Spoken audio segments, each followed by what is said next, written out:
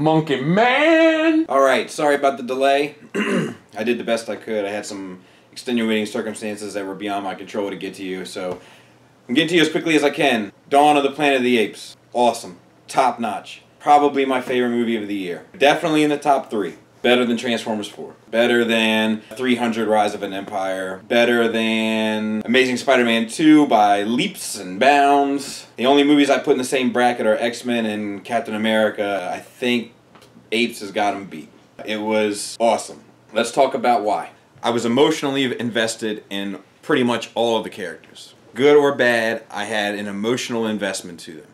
Even though all the human characters are new, they're well developed. They're well fleshed out. You understand what motivates them. You get it. It's really well done. The acting is good enough. It's not amazing. It's not going to shock you, and the acting is pretty top notch. Speaking of the acting, I don't know how to say this. I don't know how to say this without sounding silly. So I'm just going to come out and say it. And I'm going to let the chips fall where they may. And if you want to judge me, then you go ahead and you judge me. Andy Serkis deserves some sort of an Academy nod for his role as Caesar. I know. I get it.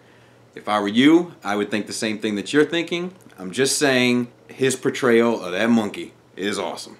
And who doesn't like monkeys? Communists, socialists, fans of the movie Batman and Robin, PC gamers, people that know the lyrics to Let It Go, people that leave toys mint in sealed box, pagans, people who say their favorite Transformer is Leader 1, people who say their favorite superhero is X-Man. So, undesirables is what I'm getting at. Speaking of good acting, Gary Oldman, look. I have given my word to be 100% honest with you guys. I am a heterosexual man. I got nothing against anybody who subscribes to a different type of sexuality. I believe in equal rights for all and all that sort of business. I'm into it. But if I were a gay man, Gary Oldman would be pretty high up on my list. I could watch that guy beat his head up against the wall for an hour and a half and I'd probably say the movie was great. There's great villains, both on the ape side and the human side. It drives home the idea that regardless of species or whatever, that there's good and bad of both, and, you know, fine, fair enough. But the villains do a good job, both the ape and the human. The human is Alvarez from Oz. I don't know what his real name is or even what his name is in that movie, but if you watched Oz, it's Alvarez, and he does a good job, and it's nice to see him again. And the ape is Koba from the first one with the scar on his face, and top notch. In terms of Easter eggs, I didn't catch any, but I'm not the most educated guy in Planet of the Apes lore. So I caught a lot of the big ones, at least in the first one, but this one, I don't know if I know enough about the originals to have picked up on all the little nuances. So if there are, and you know about them, feel free to leave them in the comments. Unfortunately, I need to compare this movie to Transformers for just a bit. The ape culture was much better defined in the first 15 minutes of this movie than they have ever done with the culture of the Autobots or the Decepticons in the 4 Transformer films. 15 minutes knocked 4 films out of the park in terms of defining the culture. The teachers, the hunters, the gatherers, the nurturers, the caregivers. It's well done. And speaking of Transformers, how they only put the Transformers in a few scenes and they end up being pretty much just furniture. This movie is probably 60-40 in terms of percentage of apes or humans. I would say that the 60% is of the apes. It's a pretty brave choice for a director and the writers. And I gotta tip my hat to them because a lot of people might not go that route. It's a pretty brave choice and it's phenomenal. I'm just as interested in watching these CG apes as I am in the human story, if not more. Game, set, match. Because at the end of the day, it's got nothing to do with CGI or live action or live heroes or animated action or animated consequences or animated drama. It has to do with involvement, development, enrichment of the characters. And if they can do all those things, the audience will invest. The point's been made. And at the same time that it does all of this, it's doing all of these things, and it's so well paced that you don't lose interest because you're constantly involved and you're constantly on the edge of your seat and you constantly care. You care about what's going to happen. You care about the story, regardless of the CGI or the humans. It's pretty awesome. It's a testament to it.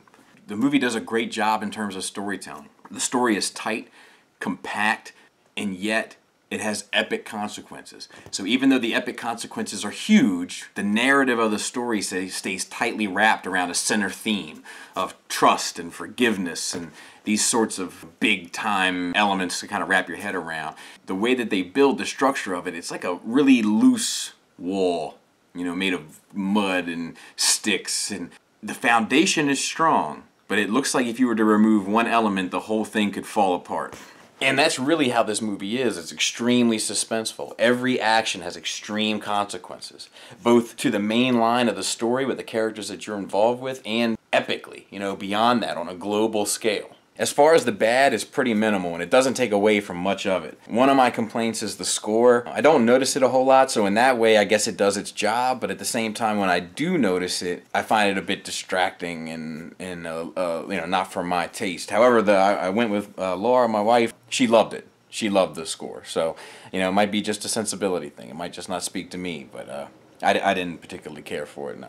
I won't be buying that unit. No iTunes from this guy. And there is one moment in it where there's an over-the-top kind of dialogue piece between Caesar and his oldest son. And it just, it's not that it's not well done or well acted, it just, I think that all of those things, you know, didn't necessarily need to be said. It's not bad enough to a point where you're like, throw the baby out with the bathwater, so to speak, but it's enough where it kind of took me out of it for just a second. And I'm being critical for the sake of being critical. You know, like, this movie is top-notch. I don't want you to confuse it. As far as the ugly, I wouldn't really necessarily say there's anything ugly. The CGI is top-notch. The effects are top-notch. It's a good ride. It's a good summer blockbuster movie with enough heart and depth and meat to it to really grip onto. But like I said, there's some themes in it that have to deal with forgiveness. What better example of forgiveness is there than one of the oldest stories ever, the story of old JC, Jesus. And there's a little bit of symbolism. All right. Fair's fair. There's a lot of symbolism to Jesus in a particular portion of this movie. Maybe that was a bit much, you know, a little over the top, a little bit, teeny bit, smudge, inkling, tiny bit, little itty bitty bit, maybe. But overall, definitely run out and see this one. This is a good movie. I give this movie a 9 out of 10. It's really, really good. And there's room for expansion. There's room for a sequel. And the sequels theoretically could continue to be broader and broader in scale. This one, they kind of step it up a notch. It kind of goes from a threat of a small place in the city in the first one to the threat of the whole civilization of the city in the second one. And this one can go even further, the next one. They did switch directors for it. And this director, like, kind of stayed true to the first one in the sense of, like, the overall look, but it's a little bit grittier. But the consequences are a little bit grittier, and the world that they're living in is a little bit grittier. I love the first one. I gotta say, I like this one better. It's kind of an Empire Strikes Back kind of thing. You know how rare that is. It's an Empire Strikes Back situation where the second one's better than the first. The Dark Knight, Empire Strikes Back, Godfather 2. That's all I got off the top of my head. There's not many of them. Other than that, I'm going to go ahead and get out of here. Sorry for the delay. There were situations and circumstances beyond my control that I couldn't help.